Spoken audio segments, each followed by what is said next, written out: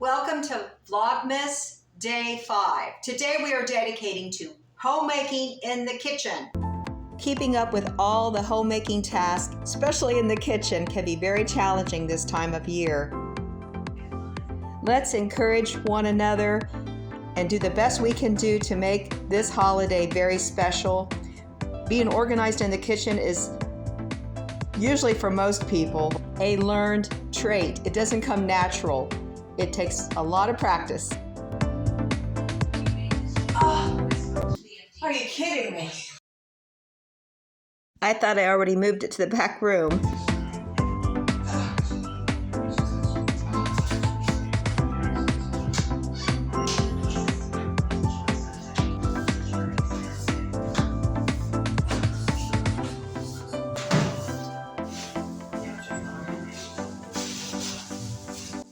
We know everything can't be done at once. It's exhausting. And even in a small kitchen, it can be overwhelming. Believe me, because this is a small kitchen and it is very challenging. Let me know how you handle these kind of kitchen crises where it's like everything all at once. You got to get it done because you might have company coming over. It's the holidays. You want it to look good and be very special. And between the organizing, the shopping, the cooking, and washing dishes, which is, to me, the most time-consuming task, this is a riot. It is something else. And what you just saw me do didn't even touch the hem of the garment.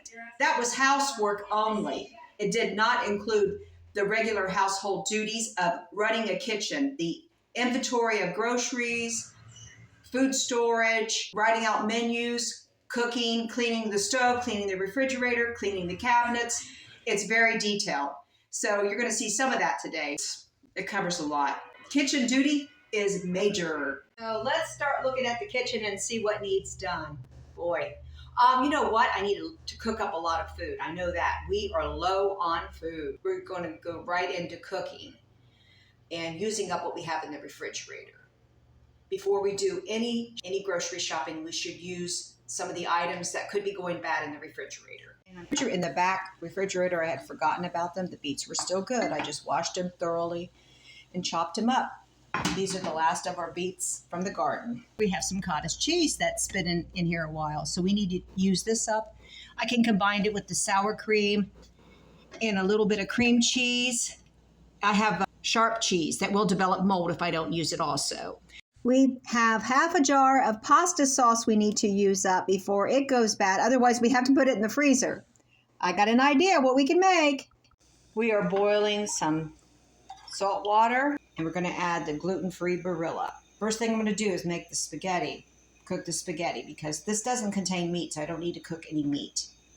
But this will be a casserole dish, and it is delicious. I'm just going to shred the cheese onto this plate here. There's only 2 of us here, but this makes great leftovers and side dishes with other meals. We have about 2 ounces of cream cheese, cottage cheese. I just try to do just about equal amounts. I'll probably end up using more cottage cheese than anything. It's the healthiest. So we'll mix everything here. This will be our filling for $1 million spaghetti. I'm going to add a twist to this meatless $1 million spaghetti. I'm going to put a little celery in with. I'm just going to add it to this sauce along with a little sugar. It's going to be brown sugar for a change, just to sweeten the acidity of the tomatoes. And we'll add a little oregano and parsley and basil to that also. Okay, this celery is getting very old. I need to be using this up. But this will add a little crunch to the casserole.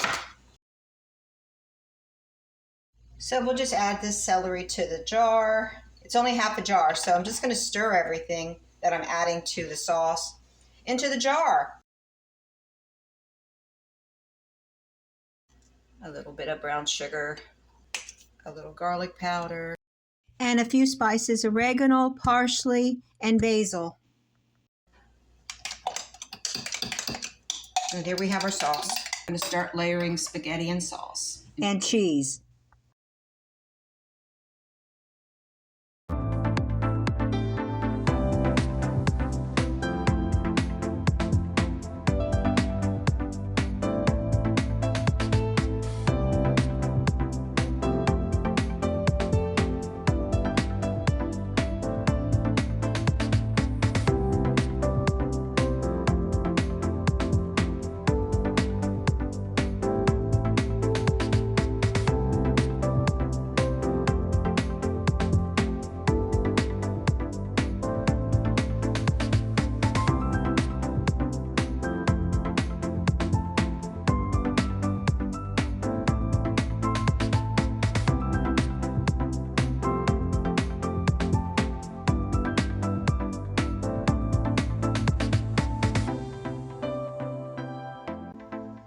So a half an hour, the cheese will be melted within in less time than that probably.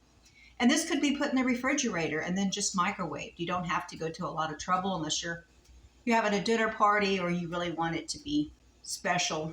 These beets are not officially pickled. To the water, I did add a little salt, pepper, sugar, and apple cider vinegar. We're mainly going to use them for salad beets to put over salad. So I'll just put this in the refrigerator. Baked spaghetti is done and looking good. I don't think it made that much difference that I put the cheese on ahead of time. I put the casserole on a cooling rack and added a fresh garnish of parsley. I took an inventory and we have lettuce that has been in here for a couple weeks, at least. Need to use that up. Need to chop up some celery. There's some celery that has gone bad. We put scallions. We're going to make a big salad is what we're going to do. We've got radishes that are at least a month old. And part of a carrot. We're definitely going to make a salad here. These are cleaned out. All right. And we've got, I laid the eggs over here. We've got 4 eggs from 3 weeks ago we need to use up. Maybe it was 2 weeks ago. It's been a while. So Cobb salad comes to mind immediately. Let's boil some eggs. We've got ham left over from Thanksgiving. We're going to use some of this, but I'm going to chop it up in chunks. And the rest of it we're going to freeze for Christmas. This is going to be together yet separate, almost like a salad bar. Cobb salad's one of my favorites. I like it better than a chef's salad. I like it because you have the lettuce and then you have the separate items on top. I just think it's beautiful, and where chef salad is kind of combined too much. This is an awesome salad, and actually we'll have the beets separate because they'll bleed onto the lettuce. So we're going to be very careful the way we present this. This is definitely a creative way to use these veggies.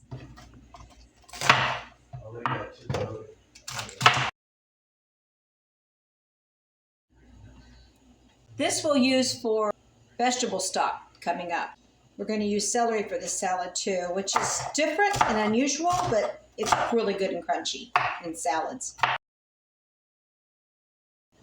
Now we're doing radishes, which are really good and spicy. I keep forgetting about them though. They're buried away in the crisper usually, and I don't think about them. I don't know if I showed you the salad or not, but it's in this bowl. I really want to shred these carrots. I think it's better for the Cobb salad.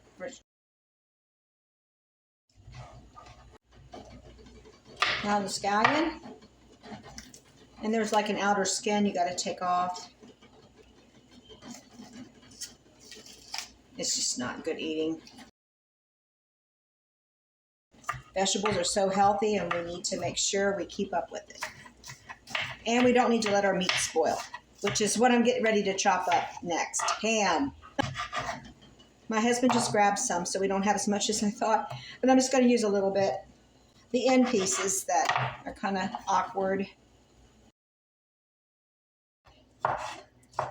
For Cobb salad, I kind of like it. Not exactly chunks, but I like the meat in strips. All right, here are some cheese that we had shredded earlier. We had some extra cheese, and this can go for the Cobb salad. And then we'll layer the eggs on top. The last one. I just peeled one and it turned out perfect. That doesn't always happen. And this one's giving me trouble, I can tell already. All right, I got my board cleaned and sliced the eggs.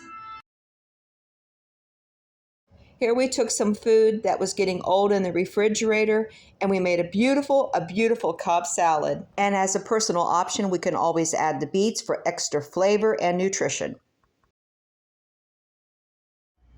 Now, the whole purpose of having a kitchen is to store and prepare food. And that we have done. We have prepared some food that we can eat.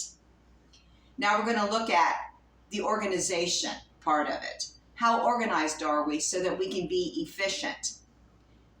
Oh boy, that is a sore topic for me because I have been trying for several years now to organize this kitchen in a way that makes it easier to pull out what I need and prepare really good meals without being overwhelmed to the point where I'm like, let's just go out to eat. I don't want to fool with it. I don't want to do any more cooking.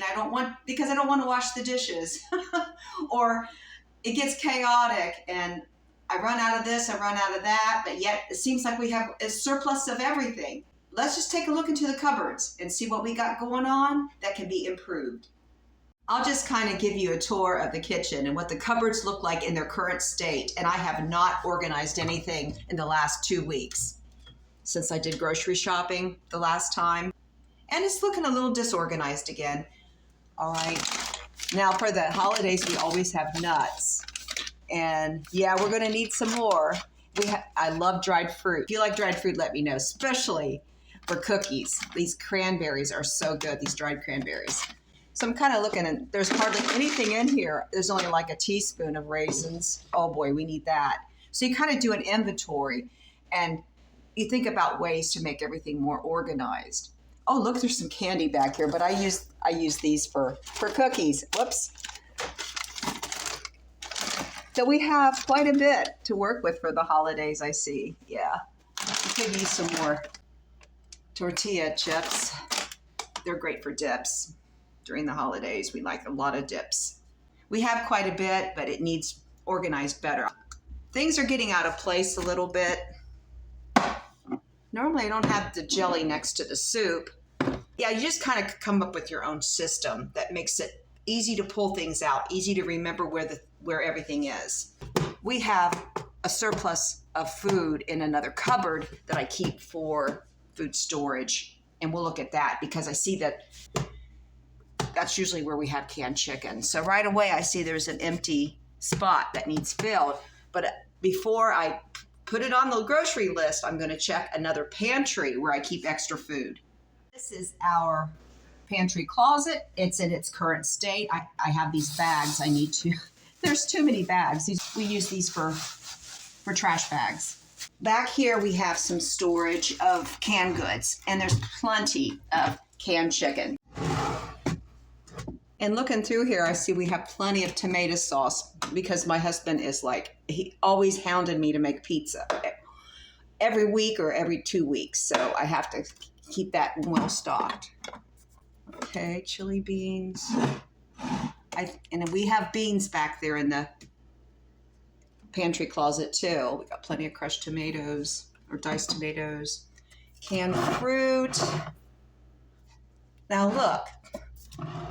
Okay, that should go these should go together. The canned fruit's usually kept up here, I think. Yeah, it's just different from the canned vegetables. I like to keep the soup and the condiments and cans of fruit separate. Yeah, from these canned goods. Spaghetti and this bacon, my husband just loves it. He'll want more of this. It's fully cooked bacon we get from Aldi. He was just talking about it, that salad, that Cobb salad, he said would be great with some bacon. So he's going to want to get more bacon.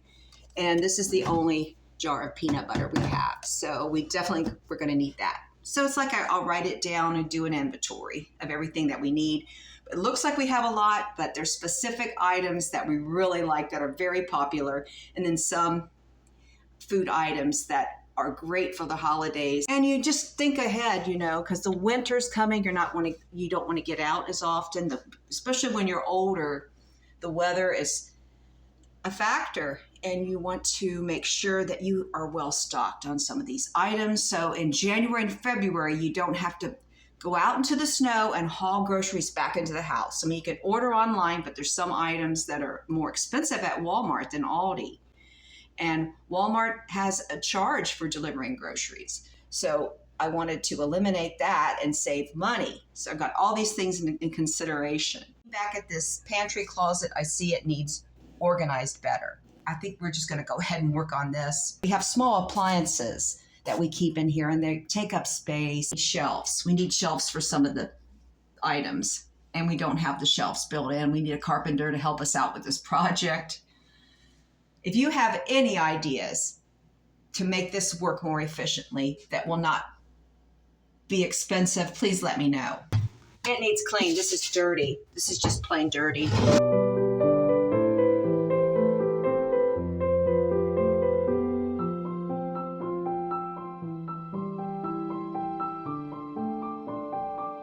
I'm just going to mop this shelf. I'm going to mop because it's way far back there, and instead of me reaching back there with a rag to scrub this down, I'm going to use this mop, and I'm going to mop it with vinegar and water.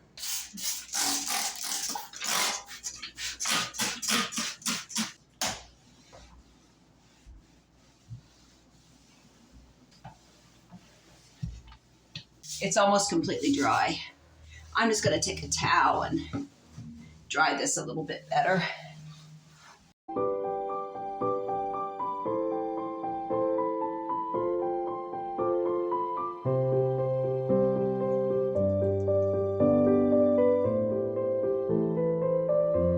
But this looks a lot better. Let me know what you think. Thanks for watching today. I hope I gave you some good ideas for efficient homemaking in the kitchen so things are less chaotic during the holidays. Please stay tuned for upcoming videos. I'm trying to do one every single day. I'm a little behind on this one. It took a little longer than what it usually does. If you're doing Vlogmas, let me know. I would love to watch your videos. God bless each and every one of you. I'll see you on the next one.